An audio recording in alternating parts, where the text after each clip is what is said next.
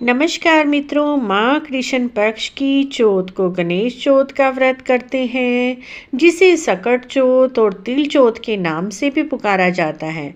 इसमें सुबह ही सिर धोकर नहाएं, सफ़ेद तिल और गुड़ का तिलकुट बनाएं और एक पटड़े पर जल का लोटा रख लें। जल के ऊपर लोटे पर सात्विक बनाएं, 13 टिक्कियाँ करें।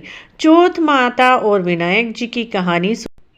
आज हम आपको दोनों कहानियाँ एक ही वीडियो में सुना रहे हैं, चौथ माता की कहानी भी और गणेश जी की कहानी भी। आप इन दोनों कहानियों को इस दिन अवश्य ही सुने। कहानी इस प्रकार है। साहूकार और साहूकारनी थे। वे धर्म पुण्य को नहीं मानते थे, इसके कारण उनके बच्चा नहीं हुआ। एक दिन पड़ोसन सकट चौथ की कहानी सुन रही थी। तब साहूकारनी उसके पास जाकर बोली, बहन तुम क्या कर रही हो? तब पड़ोसन बोली, आज चौथ का व्रत है, इसीलिए कहानी सुन रही हूँ। साहूकारनी बोली, चौथ का व्रत करने से क्या होता है? पड़ोसन बोली, अन्न धन सुहाग होए, बेटा होए। तब साहूकारनी की बहू बोली, अगर मेरे गर्भ रह गया तो 1.25 सेर तिलकुट करूंगी और चौथ का व्रत करूंगी। उसके गर्भ रह गया। फिर वह बोली, मेरे लड़का हो गया तो मैं 2.5 सेर का तिलकुट करूंगी। उसके लड़का भी हो गया।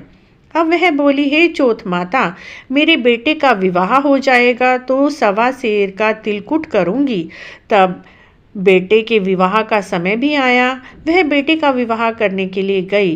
तब चौथ विनायक जी ने सोचा, जब से इसके गर्भ रहा है तब से रोज तिलकुट बोलती है, अब तो बेटे का विवाह भी हो रहा है, तब भी तिल का एक दाना नहीं दिया। अगर हम इसको प्रपंच नहीं दिखाएंगे तो हमें कलयुग में कौन जानेगा। हम इसके बेटे को फेरों में से ही उठा लेंगे। जब उसके बेटे के 3 फेरे लिए तो चौथ माता गरजती हुई आई और उस लड़के को उठाकर पीपल के पेड़ के सबसे ऊपर बिठा दिया। हाहाकार मच गया। सब लड़के को ढूंढने लगे, परंतु लड़का उन्हें कहीं नहीं मिला। लड़कियां गणगौर पूजने गांव से बाहर जाती थी। वह लड़की भी जाती थी दूब लेने के लिए। तब वह कहता, आ मेरी अर्ध ब्याही। यह बात सुनकर वह लड़की सूख कर कांटा हो गई। तब लड़की की माँ बोली, मैं तुझे अच्छा खिलाती हूँ, अच्छा पहनाती हूँ, फिर भी तू क्यों सूखती जा रही है? तब वह बोली, जब मैं लड़कियों के साथ दूब लेने जाती हूँ तो एक पीपल पे से एक आदमी बोलता है, आ मेरी अर्ध ब्याही, और उसने मेहंदी लगा रखी है, सेहरा बांध रखा है।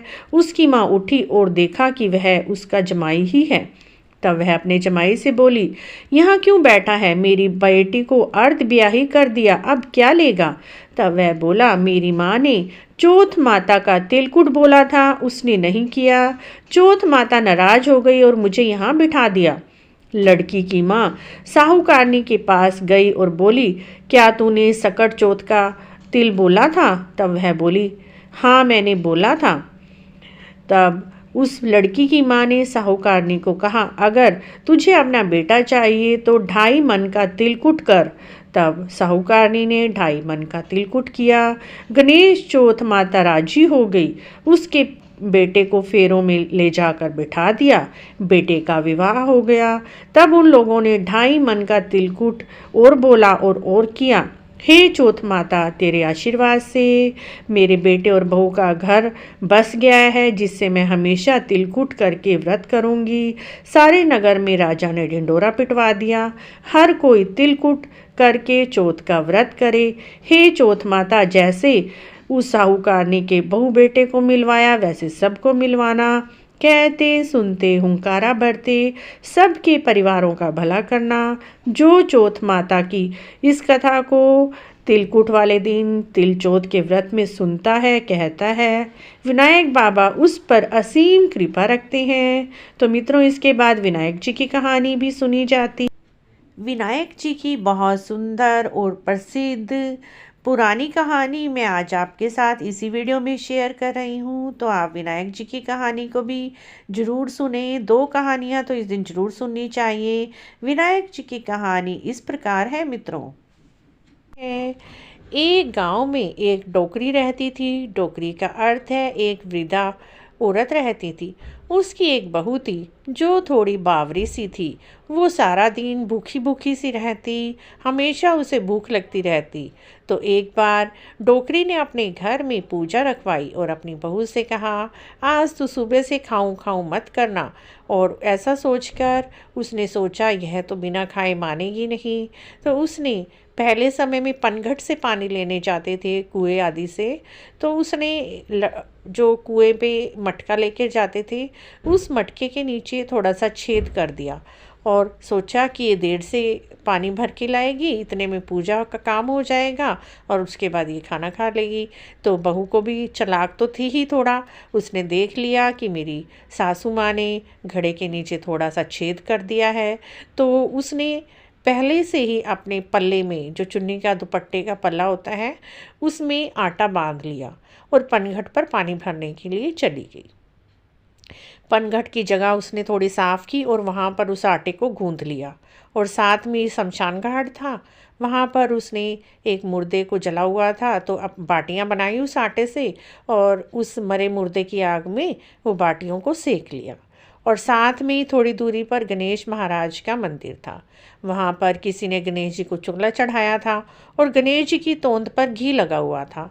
जब उसे लगा कि गणेश उसने बाटियाँ सेक ली हैं, गणेश मंदिर गई, वहाँ पर देखा कि गणेश जी की तोंद पर घी लगा हुआ है। उसने तोंद पर से घी निकाला, उतारा सारा और अपनी बाटियों को चुपड़ लिया। उनमें से एक बाटी उसने गणेश जी को चढ़ा दी और बाकी सब खा ली और घर आ गई। गणेश जी ने ये देखकर अपनी नाक पर उंगली चढ़ा ली। तो जो भी बंदा पूजा करने जाता देखता गणेश जी ने तो अपनी नाक पर उंगली चढ़ाई हुई है, और सारी गांव में शोर मच गया, गणेश जी ने अपनी नाक पर उंगली चढ़ा ली, उंगली चढ़ा ली। सभी देखने लगे क्या बात हुई, हमसे क्या गलती हो गई जो गणेश जी ने अपनी नाक पर उंगली चढ़ा ली। तो राजा तक भी खबर पहुंच गई। राजा ने बड़े बड़े ज्योतिष पंडितों को बुलाया। सबने कोई पंचांग देखे, कोई कुछ देखे, कोई हवन करे, कोई पूजा पाठ करे, लेकिन कोई भी गणेश जी की नाक से उंगली ना उतार पाया। जब डोकरी की बहू को पता चला कि गणेश जी ने नाक पर उंगली चढ़ाई हुई है, तो डोकरी की बहू ने अपनी सास से कहा, माँ जी मैं गणेश जी की नाक से उंगली उतार सकती हूँ। तो सास बोली, हे पगली तू तो बावली है, तू कैसे उतारेगी। जब बड़े बड़े पंडित आए, उन्होंने पूजा पाठ की, ज्योतिष आए, पंचांग देखा, कोई भी नहीं उतार पाए, तब तू कैसे उतारेगी। तो साथ में पड़ोसन खड़ी हुई थी, कहने लगी चलो इसको भी प्रयास करने दो। उधर नगर के राजा ने भी ऐलान करा दिया कि जो भी गणेश जी की नाक से उंगली उतारेगा उसको 5 गांव जागीर की दी जाएगी। तो सभी ने कोशिश की लेकिन कोई भी ना कर पाया। तो किसी ने कहा चलो अब सब कोशिश कर ही चुके हैं तो डोगरी की बहू को भी प्रयास कर लेने दो। डोगरी की बहू ने एक शर्त रखी कि जब मैं मंदिर तक जाऊं, मंदिर तक और मेरे घर से मंदिर तक के रास्ते पर पर्दे लगा दिए जाएं। तो उस समय पहले ज़माने में घाघरे पहनते थे बड़े बड़े, तो बहुत लंबे चौड़े घाघरे होते थे। उसने अपने घाघरे के अंदर मोगरी, जिससे कपड़े धोते हैं, जिसे धोवना भी बोलते हैं, वो अपनी घाघरे के अंदर छिपा लिया और पर्दे से वो मंदिर तक पहुंची। मंदिर में धोवना निकाला और गणेश जी से बोली, कारे कारे गणेश जी आटा लियो मारो घर से, पनघट पे आटा उसनो, उनकी बाटी बनाई, मरा मुर्दा की आग में उन्हें सेकी, थारी तोंद से जरा सा घी क्या ले लियो, तूने नाक पे उंगली चढ़ा ली, नाक पे से उंगली हटा रहे हो कि नहीं हटा रहे हो, नहीं तो देऊं धोवना और अभी थारे टुकड़े टुकड़े हो जाएंगे। बहू की बात सुनकर गणेश जी डर गए। उन्होंने सोचा कि है तो बावली, कहीं मार देगी और इसका कोई भरोसा भी नहीं है। गणेश जी ने फट से नाक से उंगली हटा ली। अब पूरे गांव में डोकरी की बहू की जय जयकार होने लगी। डोकरी की बहू ने गणेश जी की नाक से उंगली हटा दी, डोकरी की बहू ने गणेश जी की नाक से उंगली हटा दी। राजा ने भी अपने आदेश के अनुसार उसे 5 गाँव जागीर में दिए। हे गणेश जी महाराज, जैसे उस डोकरी की बहू पे टूटे वैसे सब पे टूटना। कथा अधूरी हो तो पूरी करियो, पूरी हो तो मान करियो। फ्रेंड्स, सकट चौथ की ये 2 कथाएं हमने आपके साथ शेयर की हैं। अगर आपको अच्छी लगी है तो प्लीज़ चैनल को सब्सक्राइब करें, लाइक एंड कमेंट भी करें। कमेंट में जय गणेश जी महाराज अवश्य लिखें मित्रों।